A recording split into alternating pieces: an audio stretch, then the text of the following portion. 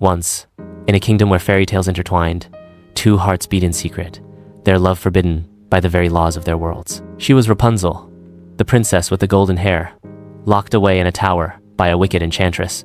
Her life was confined to solitude, the only visitors, her occasional visitors, being the prince who dared climb her hair to meet her.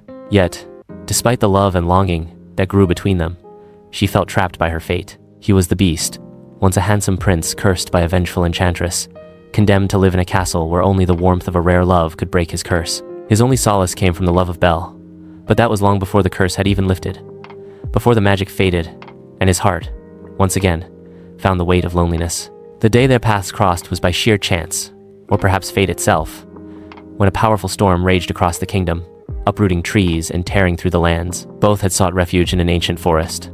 Rapunzel, whose tower had been destroyed by the storm, wandered aimlessly, her long golden hair flowing wildly in the wind. The Beast, restless and in search of solace, found her there, amidst the whispers of the trees. She could sense something was different about him.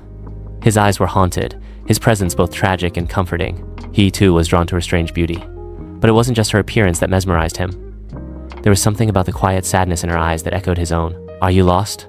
Rapunzel asked, her voice soft and cautious, yet curious.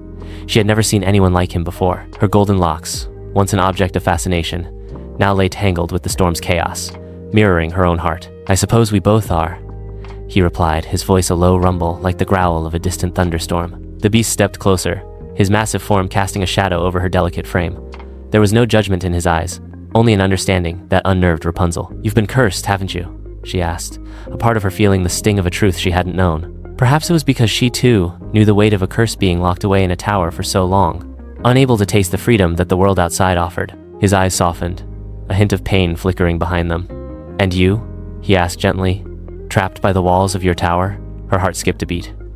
"Yes," she whispered, "but not just the walls, the magic that binds me. I cannot escape it." There, in the middle of the ruined forest, they shared the weight of their burdens, unspoken but deeply felt. In that moment, it felt as if they were the only two people alive, in a world full of stories that never seemed to end, where every tale was written in a way that never allowed for true freedom. As the storm passed and the sky cleared, they parted ways, each knowing that their worlds could never collide. Rapunzel's destiny was tied to the tower, and the Beast's heart belonged to the enchanted castle, where Belle was still his love, even though their paths had diverged long ago. But their hearts had touched.